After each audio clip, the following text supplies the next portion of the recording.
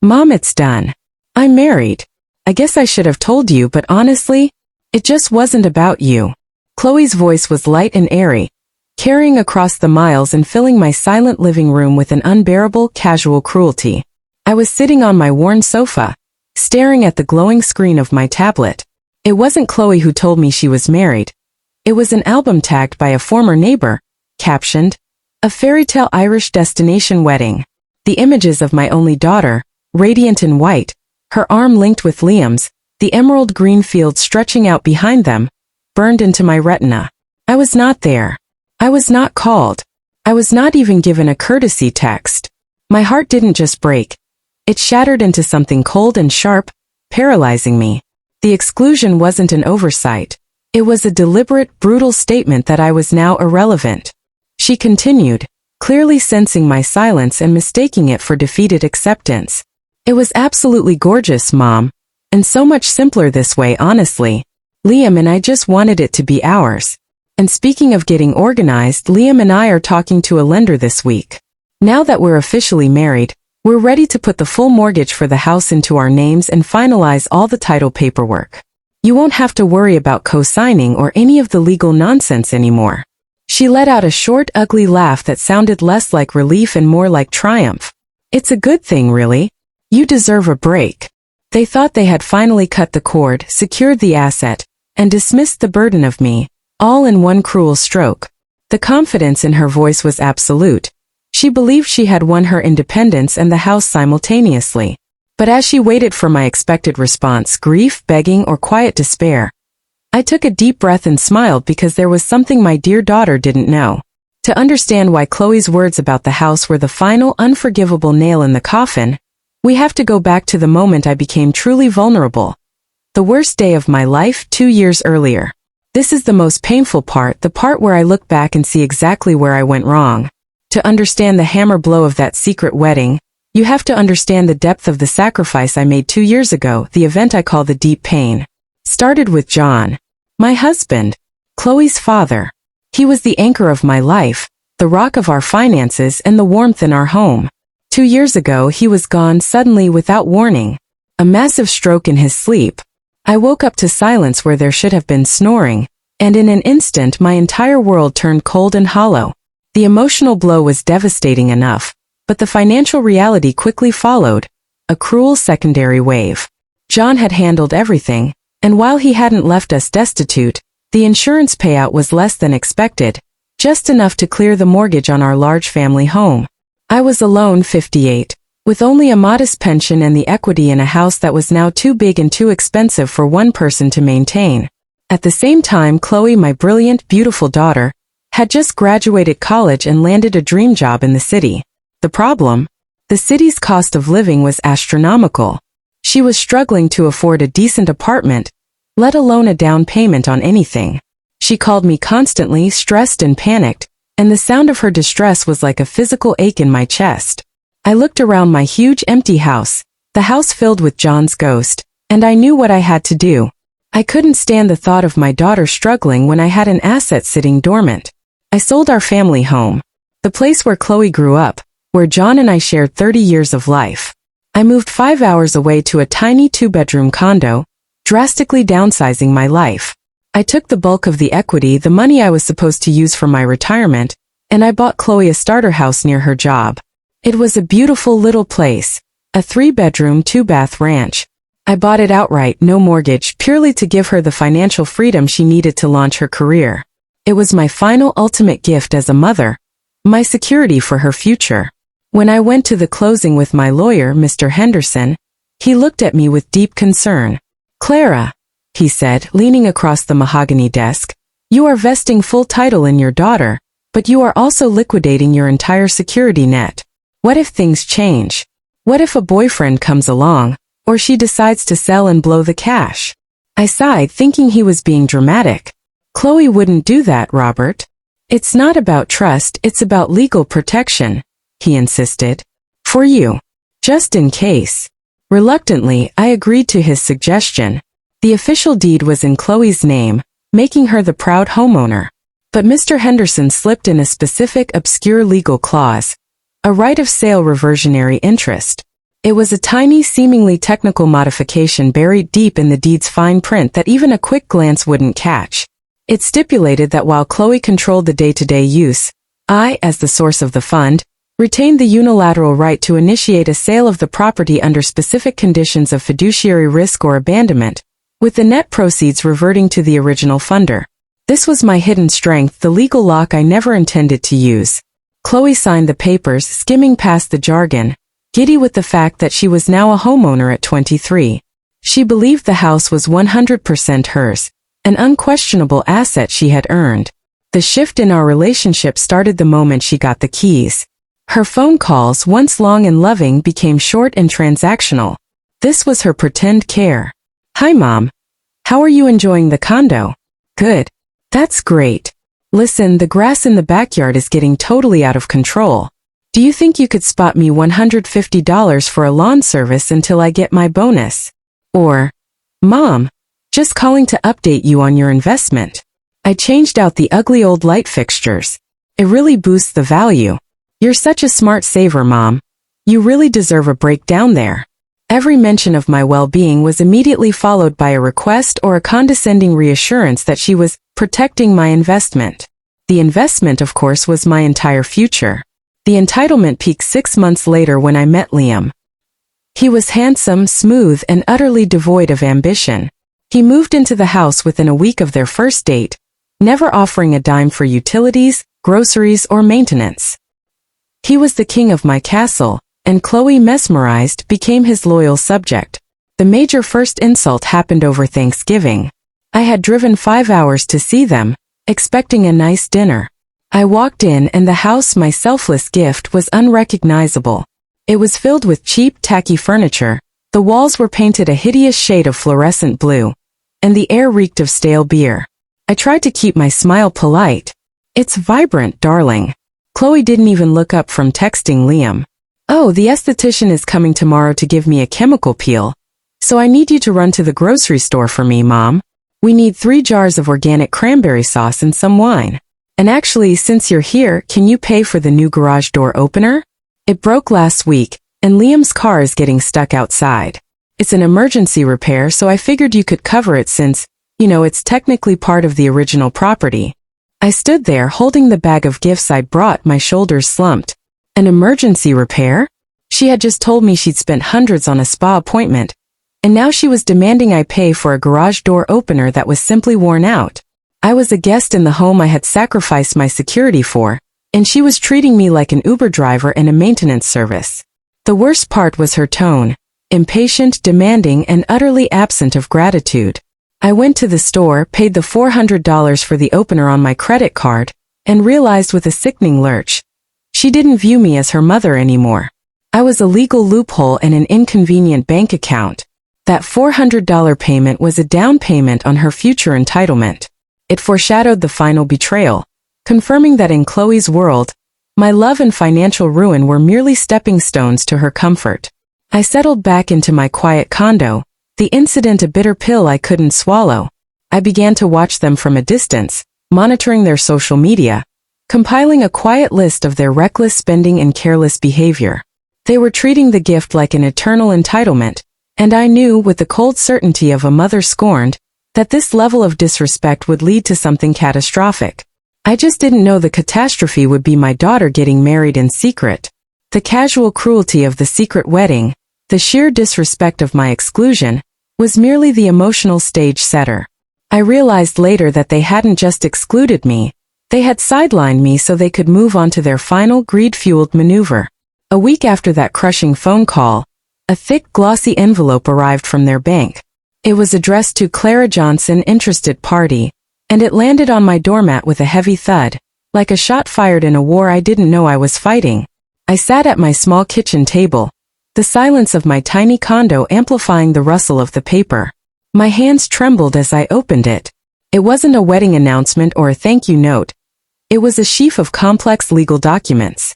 They were moving from simply possessing the house to looting it. The lead page was titled, Home Equity Line of Credit Application Notice of Intent. I stared at the number, feeling dizzy. They were applying for a $300,000 HELOC. The house I had purchased outright for $450,000 was suddenly being treated as a personal bottomless well of cash. They had barely paid a utility bill on time, and now they were looking to strip 2/3 of the equity I had gifted them. The secret wedding debt, the lavish lifestyle they craved, the belief that they deserved everything.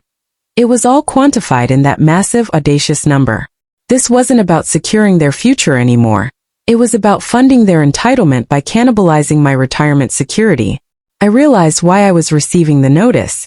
Because of Mr. Henderson's obscure, brilliant protection, the right of sale reversionary interest, any financial transaction that significantly increased the fiduciary risk of the property required me to be formally notified as an interested party, and crucially, required my signature to waive any potential reversionary claims. Without my sign-off, the bank was hesitant to fully proceed, even though Chloe held the primary deed. They needed me to legally sever any final ties to the property's financial health, effectively giving them permission to bankrupt the asset. Liam, the silver-tongued opportunist, called me the very next day, his voice thick with fake concern. This was their final orchestrated attempt at manipulation. "Clara, hey. How are you holding up? Listen, I know the wedding was sudden, but we love you and we're trying to stabilize things. This paperwork the bank sent you? It's just boilerplate stuff. Total legal nonsense. A $300,000 line of credit is nonsense, Liam?" I asked, my voice surprisingly steady, devoid of the emotion that was churning violently inside me. He laughed, a nervous, dismissive sound. "Oh, it's just an option, Clara. We're only pulling maybe 20 or 30 grand to consolidate a few small debts, you know, the honeymoon, a few furnishings. But the bank legally has to put the maximum capacity on the forms. We just need you to sign a quick waiver so they know you're not going to cause trouble. It's just a formality to clear up the old deed paperwork. It'll streamline our taxes, honestly. You're doing Chloe a huge favor, Mom." It was a masterclass in gaslighting. They were lying straight to my face, using the emotional currency of the secret wedding to secure the financial ruin of the house. They didn't want my help. They wanted my compliance. They wanted to empty the gift and leave me holding a potential liability. They intended to use the house as a casino chip, and they needed me to officially endorse the bet. I told Liam I would review the documents carefully and get back to him. I was stone cold now. The grief over the wedding had been replaced by a fierce, protective instinct. They weren't just stealing money. They were stealing the legacy I had built with John, using my daughter's face as a shield. I didn't tell Liam or Chloe I had the full packet. Instead, I spent 2 nights poring over the fine print, underlining clauses and cross-referencing definitions. I wasn't an expert, but years of managing a household budget had given me a meticulous eye for detail. It was in a small appendix section, detailing the use of funds, where the full hideous truth finally crystallized. The language was clear, itemizing their actual intent, which flatly contradicted Liam's smooth lies. Itemized uses projected $120,000, settlement of various unsecured debts, including outstanding balances from the Irish destination event, and credit card max-outs. $80,000. Down payment for a rental investment property Liam was eyeing in another state. $50,000. Liquidity reserve for immediate personal investment opportunities. They weren't consolidating debt. They were using the house to launch their own, tax-free investment portfolio, fueled entirely by the equity I had provided. They were planning to leverage my gift to create an empire of their own, ensuring that even if they sold the house later, the profits would be minimal, and the debt would be colossal. I realized with a sickening certainty that if the market turned, they would default, ruin their credit, and simply walk away, leaving the bank, and potentially me, depending on the legal fine print, to clean up the mess. The discovery wasn't just the financial betrayal. It was seeing the absolute, crystalline lack of morality. They viewed the house as a transaction, the wedding as a financial power play, and me as a pathetic aging figure they could easily trick into signing away the last piece of control I had. I sat back, the papers sliding off the table, hitting the rug with a soft thwump. I thought about the photos, the extravagant dress, the rolling green hills of Ireland, the hundreds of smiling guests I didn't know, all paid for or soon to be paid for, by the home that represented my future. The wedding wasn't just about love. It was a declaration of independence secured by theft. The helic was the withdrawal slip. I reached for my phone, my fingers flying across the screen, not to call Chloe, but to find the only person who understood the complexity of the papers lying around me, Robert Henderson. Mr. Henderson's office was a comforting mix of old leather and quiet competence. I placed the Helic packet on his desk next to the original deed, which I always kept secure. "They've done it, Robert," I stated, my voice flat. "They've moved from disrespectful to destructive. That $300,000 Helic application is proof of the fiduciary risk you warned me about. They are liquidating the asset to pay for a wedding they hid from me, and a get-rich-quick scheme they are hiding from the bank." Robert adjusted his glasses, his expression grim. "Clara, this is exactly why we put the clause in. They have triggered the condition of fiduciary risk under Section 4.1c of the deed addendum. This action proves they intend to waste the capital value of the property for personal enrichment that is inconsistent with the terms of the original gift. We can legally proceed." My heart hammered against my ribs. "What does that mean?" He pulled out the original deed and tapped a single line of dense text. "It means your right of sale reversionary interest is now active.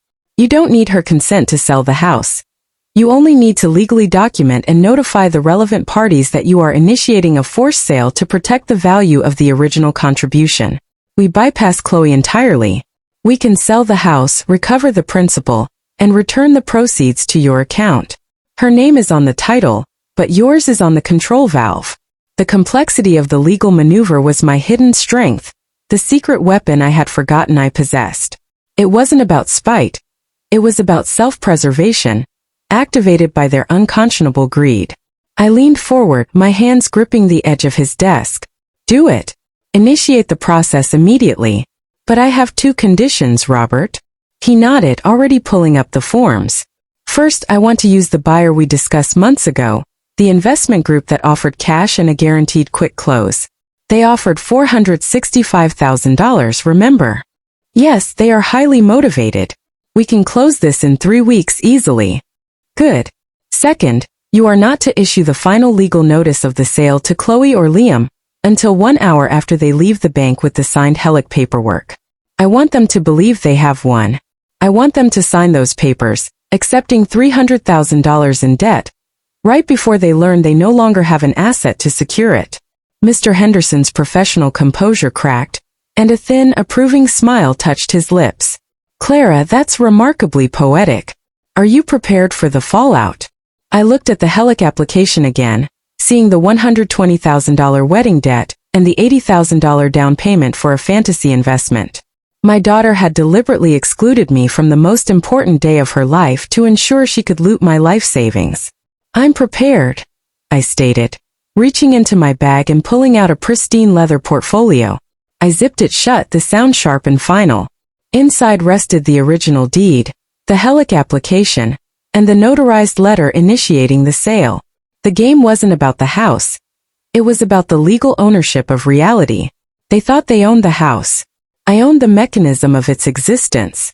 I scheduled the final confrontation not in a courtroom, but in the sterile, air-conditioned office of the title company, the place where the Helic closing was meant to happen.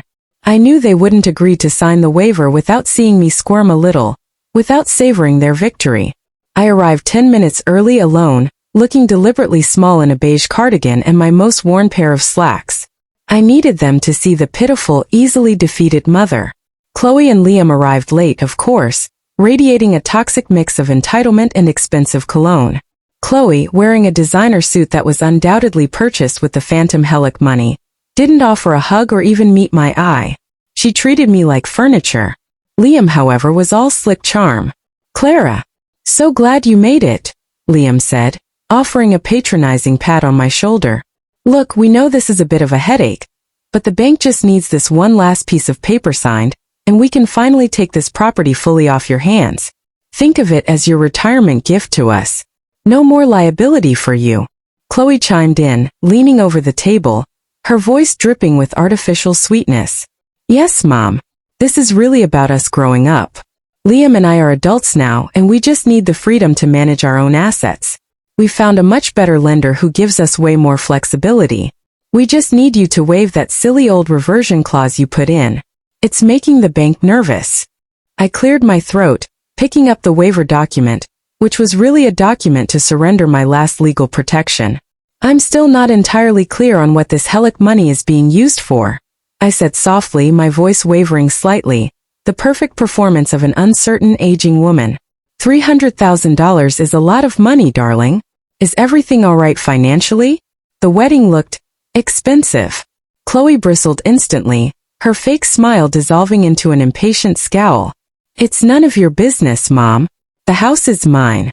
It's my asset now. I signed the deed. Liam and I are merging our finances, and we are going to use the equity as we see fit. We didn't invite you to the wedding because you have been overbearing and financially restrictive for years. We needed to launch our lives without your constant interference.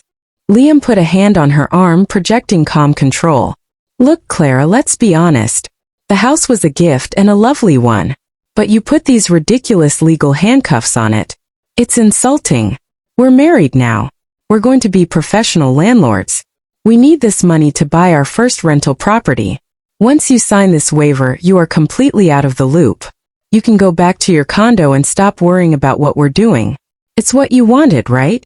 To be free. Their arrogance was stunning. They had perfected the narrative. I was the neurotic, controlling mother, and they were the capable adults finally breaking free. They saw my vulnerability as a weakness to be exploited. I took a shaky breath, placing the pen down. So, if you take out this $300,000 line of credit, and then something goes wrong, if the rental market collapses, or you can't make payments, who is responsible for that debt? Chloe scoffed, leaning back in her chair with complete assurance. Liam and I are. Obviously. Our names are on the mortgage application, Mom. That's what being an adult means. We take the risk, we take the reward.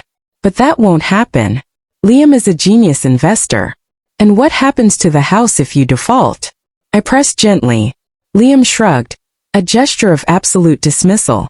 The bank forecloses. It's the standard procedure.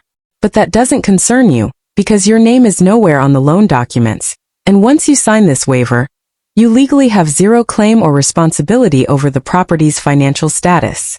The title agent, a quiet man named Mark, pushed the document toward me again. Are you prepared to sign the waiver, Mrs. Johnson? It legally confirms that you relinquish any right of sale reversionary interest related to the Hellick application. I looked at my daughter, her face set in a mask of impatient triumph, and saw not the child I raised, but a stranger hardened by greed. I realized I had already lost her years ago.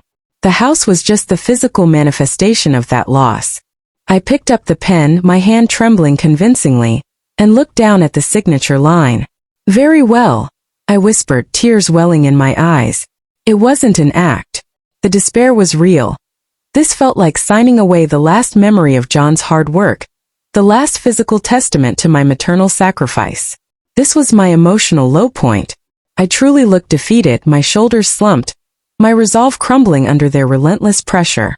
I signed the waiver with a flourish of performance, placing my signature precisely where it was requested. Chloe grinned, a wide, genuine smile of pure victory. Finally. Thank you, Mom. We appreciate you being reasonable. She snatched the signed waiver before the ink was even dry and handed it to the title agent. Go ahead, Mark. Finalize the Hellick transfer. We need the funds by 3 p.m. today. Liam stood up, pulling Chloe into a celebratory hug, speaking just loud enough for me to hear as if I were already irrelevant. See, I told you it would be easy, Liam murmured to Chloe. The old bat just needed to feel like she had a say. Now that the waiver is signed, she can't touch the house, and she certainly can't touch the money. We're clear to proceed with the rental property today. Chloe laughed, the sound cutting deep.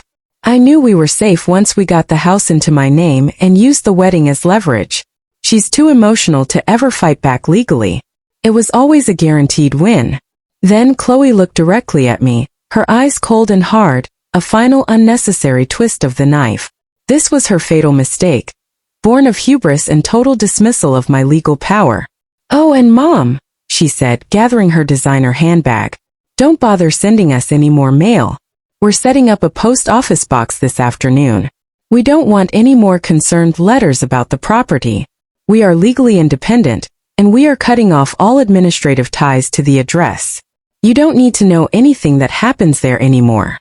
She thought she was simply protecting her privacy and ensuring I couldn't meddle. But what she had just done was officially declare, on the record, her intent to functionally abandon the legal duty of care for the property's administrative correspondence, and explicitly confirm that I was now severed from the flow of information regarding the property address itself. She and Liam swept out of the office, their victory absolute. Mark, the title agent, was already on the phone, confirming the waiver and finalizing the Hellick transfer.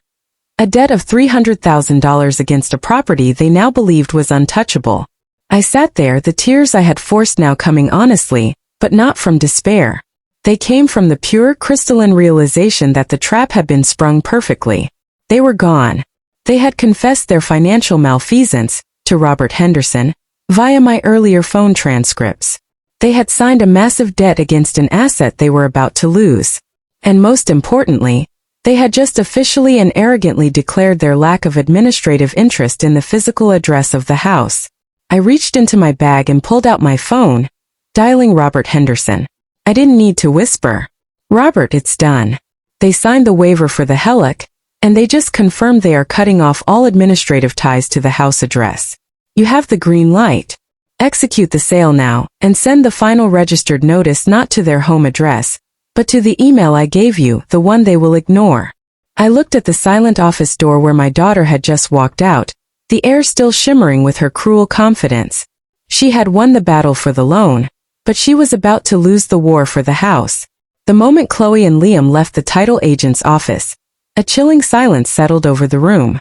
I didn't move. I simply watched Agent Mark finalize the Hellick application, securing the $300,000 debt that they believed was backed by their house. Mark, unaware of the legal dominoes already falling, printed the loan completion documents. My phone vibrated. It was a single text from Robert Henderson. Contract executed. Proceeds secured. Notice sent. That was the signal. The reveal. I stood up, pushing my chair back with a loud scrape that drew Mark's attention. He looked up, surprised, expecting me to have already left in quiet defeat. "Mr. Mark," I said, my voice now completely changed. It was clear, firm, and commanding. The nervous, meek mother was gone, replaced by the calculating strategist. "I believe there has been a critical oversight in this transaction, and I need you to halt the final disbursement of funds for this home equity line of credit immediately." Mark blinked, confused. "Mrs. Johnson, I just received the signed waiver for the reversionary interest.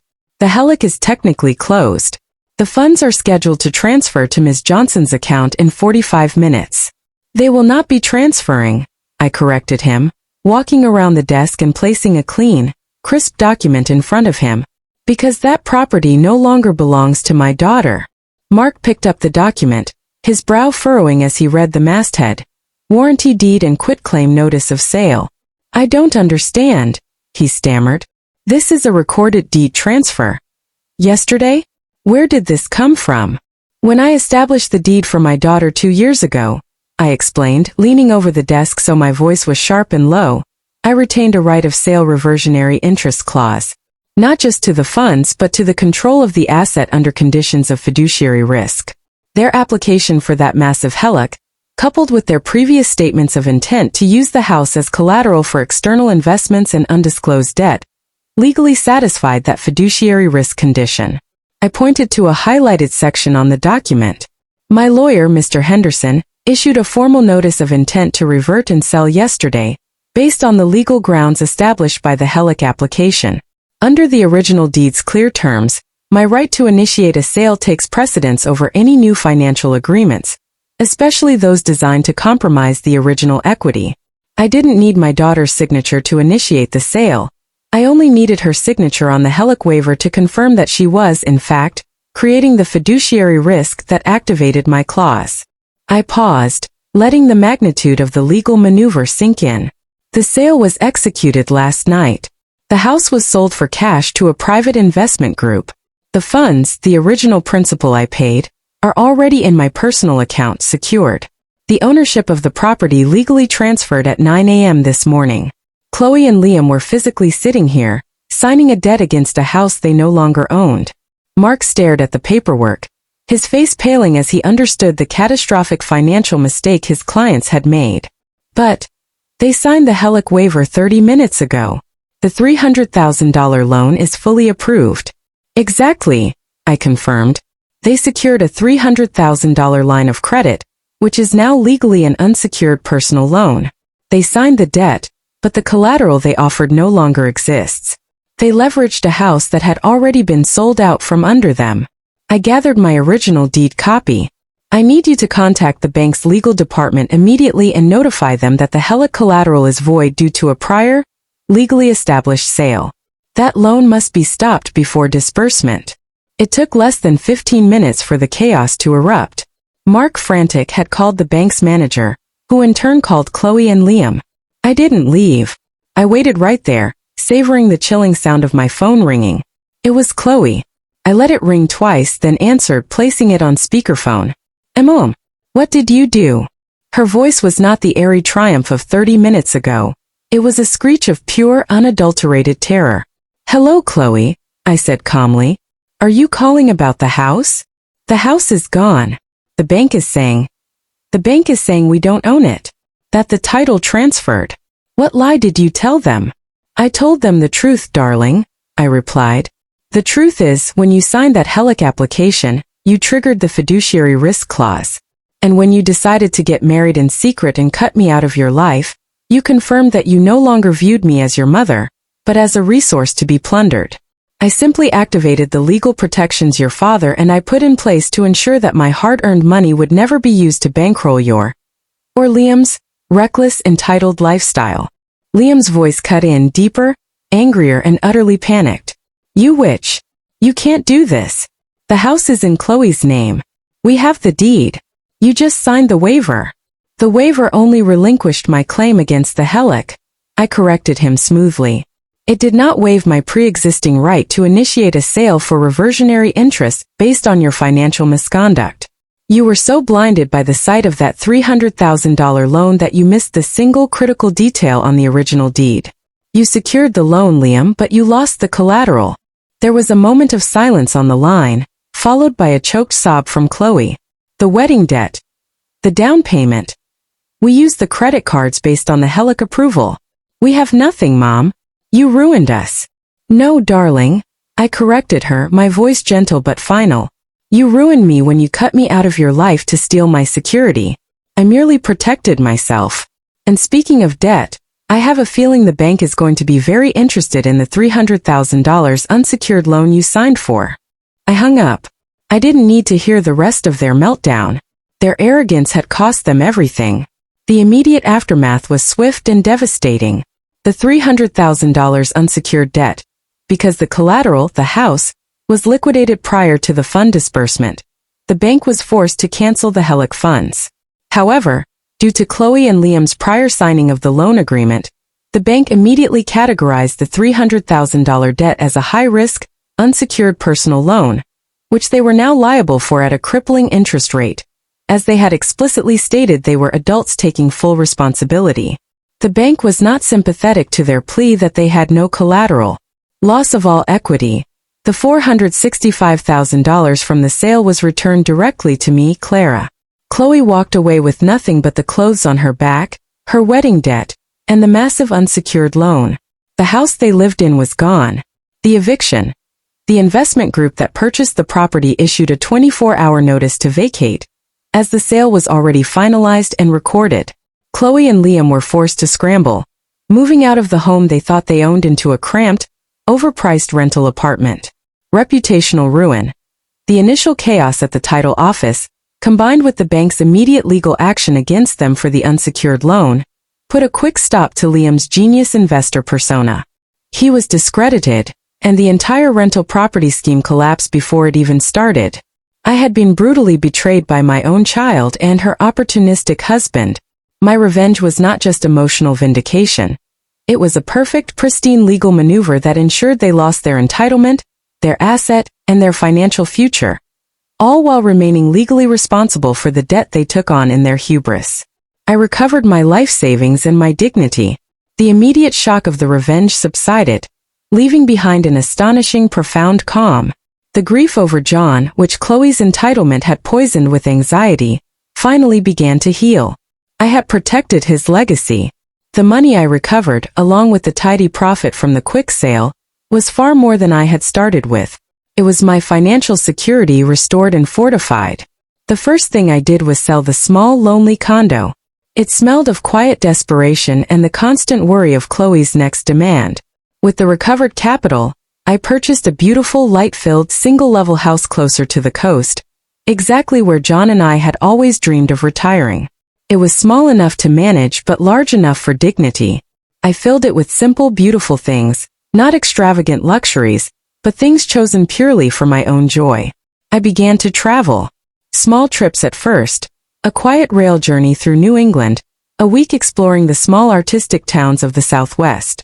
I sent postcards to the friends I had neglected, finding myself laughing again without the constant, draining pull of obligation.